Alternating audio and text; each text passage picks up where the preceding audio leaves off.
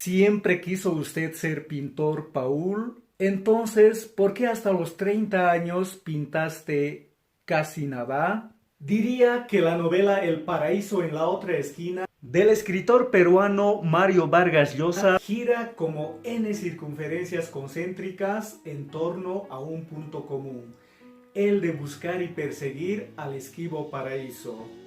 Pero, ¿será una aspiración ineludible el llegar al paraíso?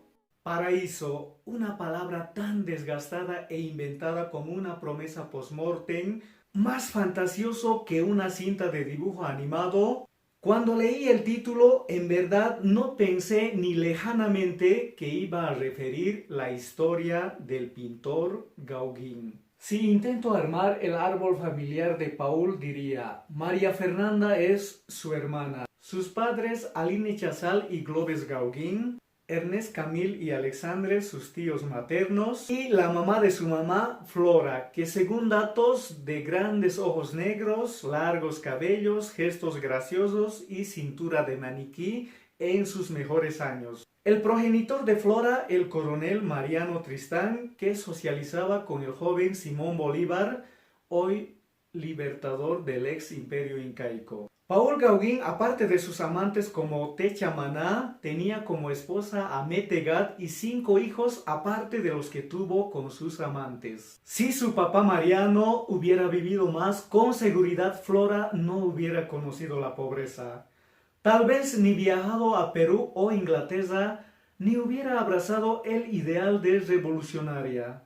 Esas vicisitudes de la vivencia diaria, el palpar la opresión, el ver cómo trabajaban los obreros como animales por salarios miserables, hace que en Ausere presente su proyecto de unión obrera, con el fin de buscar la tan ansiada igualdad entre hombres y mujeres. En 1825, así como Bolivia se libera del yugo español, Flora, la abuela de Paul, se libera de su marido, de la jaula del matrimonio como ella consideraba. Con esas ideas liberales es lógico que no quiera ser solo un cuerpo para dar placer e hijos al marido, o irse al Perú para conocer a sus familiares y reclamar la herencia de su padre. Pero por esas etiquetas de hija ilegítima no recibir ni un centavo. Es una muestra real del egoísmo que ensombrece a los humanos. Con tanto trajín era de esperar que a sus 4 décadas Flora esté tan desgastada. Aunque no me crean, disfruté mucho de la lectura de esta novela desde su narración en tercera y segunda persona y que se salta de tiempos.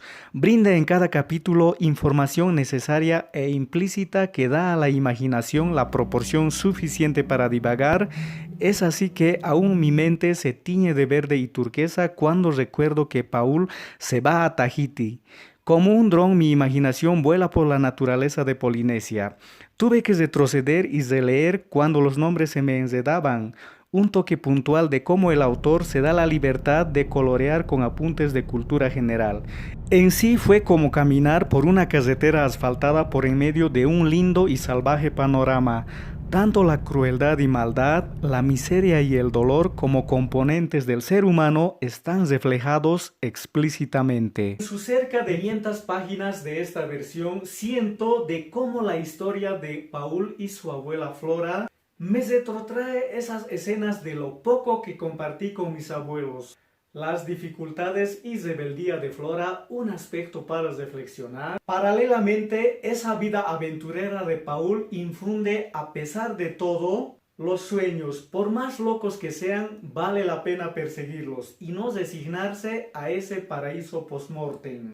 Es obvio que tanto el paraíso y el infierno están aquí y ahora según las decisiones que tomamos. Quizás Flora hasta tenga razón cuando dice que el dinero es el veneno de la sociedad y vuelve al ser humano en una bestia codiciosa. Pero en estos tiempos sin dinero, ¿qué haríamos, no? Así como la humanidad fue pasando del salvajismo, barbarie, civilización y Paul agregaría armonía, un cambio radical puede gestarse en 30 años o en minutos.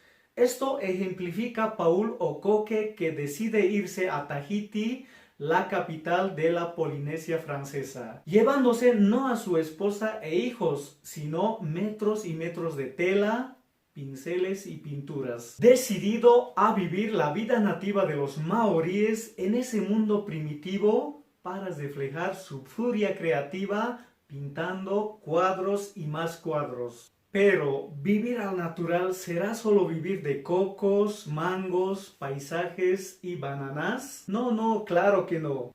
Tiene que empaparse de las creencias, los tatuajes y el sexo como una fuente de salud y energía. Es de decididos definitivamente a los 36 años cambiar un buen trabajo por un incierto pasatiempo de pintor. Claro, como todo artista va en busca del paraíso, pero parece haber encontrado el infierno, dejando a su cuerpo y espíritu en ruinas. Pintaba sobre supersticiones, idolatrías y seres primitivos. Pero, ¿eso era arte?, dirían muchos. Pero el tiempo le daría la razón, pese a transformarse en sus últimos tiempos en un pintor borracho, un peligro público y fuente de inmoralidades para los virtuosos. Como pensar que en las Islas Marquesas seguían siendo bárbaros en pleno siglo XIX, viviendo la inocencia de la desnudez, el arte de los tatuajes, el sexo colectivo, la prostitución sagrada y el canibalismo. De seguro sería una aberración a los ojos modernos. Paul, más que aprendiz de salvaje, es un loco como casi todos de ese club de su maestro Camille, Degas, Monet, Renoir o Cézanne. Vale preguntarse, ¿encontró el paraíso? ¿Se equivocó de lugar? Tal vez tenía que venir a Bolivia, un paraíso altiplánico y diverso.